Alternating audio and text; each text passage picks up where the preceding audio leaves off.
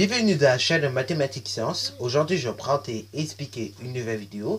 Cette vidéo donc dans laquelle nous allons voir comment on peut soustraire des fractions, mais cette fois-ci donc qui ont le même dénominateur. Dans une prochaine vidéo, on verra comment on pourra le faire, mais cette fois-ci avec des dénominateurs différents. Alors donc là, avant que la vidéo commence, je voudrais vous annoncer une triste nouvelle qui risque d'arriver dans les 2 ans à venir. C'est tout simplement la suppression de la chaîne par un algorithme de YouTube qui a été voté par un article 13. Donc du coup, il y a un article qui a été voté, donc l'article 13 justement, qui dit que justement dans les 2 ans à venir à peu près, il devra avoir une suppression des petites chaînes comme les miennes ou comme celle par exemple de Matou Faire ATP ou des choses comme ça, ok. Donc ces petites chaînes dans les 2 ans à venir en vidéosine, c'est-à-dire vous ne pourrez plus créer de vidéos comme vous êtes en train de le faire sûrement, ou comme là, moi je suis en train de le faire, je ne peux plus, dans les 2 ans je ne pourrai plus le faire. Et donc justement cet algorithme créé par YouTube, qui est à l'article 13, voudrait que justement tous les gens qui à partir des 2 ans ne respectent pas cet article, justement ceux qui voudraient créer des vidéos quand même, voudraient justement supprimer ces vidéos là, ok. Donc du coup la chaîne serait quasiment supprimée. Ce qui veut dire que dans les 2 ans à venir, vous aurez des vidéos du style Dr Nozman, ces choses-là qui sortiront. Alors que les petites chaînes, elles n'auront plus le droit de créer rien, quoi que ce soit. Donc là, bon, en attendant que ça arrive quand même, ne vous inquiétez pas, je ferai quand même des vidéos. On va au moins terminer les programmes du collège. Et donc voilà, c'est tout ce qu'on fera jusqu'à l'arrivée donc de cet article qui est un peu malheureux quand même. Parce que ce qui veut dire que c'est un peu la fin de YouTube. Parce que YouTube à la base, au départ on aime ça parce qu'on peut créer, on peut être innovant, on peut instaurer des nouveaux trucs. Alors que là, dans les années à venir, ça disparaît. Donc bon, autant vous dire, profitez-en. Si vous êtes créateur de chaîne, profitez-en pour créer des nouvelles chaînes. Profitez-en pour créer des nouvelles vidéos parce que dans les années à venir, ça disparaît, ok. C'est-à-dire dans environ 2 ans, quoi. Bon, donc ça c'était la petite parenthèse info. Maintenant, revenons donc sur notre vidéo quand même, qui est justement sur la soustraction de fractions. Alors donc là ici, on voudrait calculer l'expression A, qui est égale à 14 septièmes moins 2 septièmes.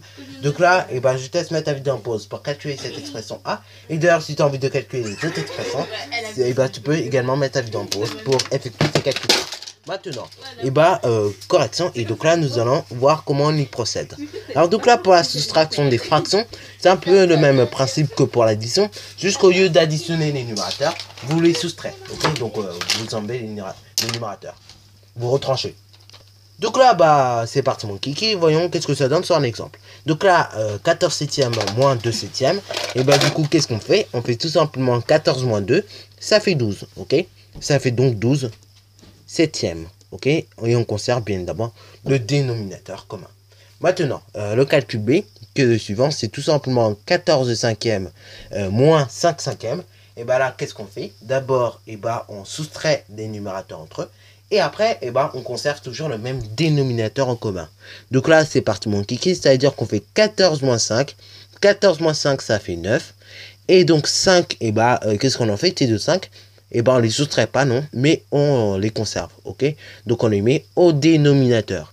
Pour l'opération C, qui est la suivante, c'est 81 neuvième moins 15 neuvième, qu'est-ce qu'on fait? D'abord, on va soustraire nos numérateurs, ok. Donc du coup, on fait 81 moins 15, ça fait 66. 66 quoi? 66 neuvième. Là, vous apercevez que 66 et 9 sont divisibles par 3. Donc cette fraction-là, on va la simplifier par 3.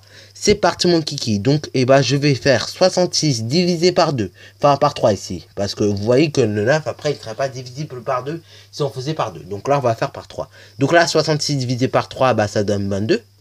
Et ainsi, 9 divisé par 3, voilà.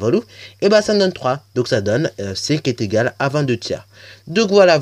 Donc là, petite synthèse pour soustraire des fractions, c'est pas trop compliqué. Bien évidemment des fractions qu'on les met dénominateur. Après on verra qu'on peut également soustraire des fractions ayant des dénominateurs différents.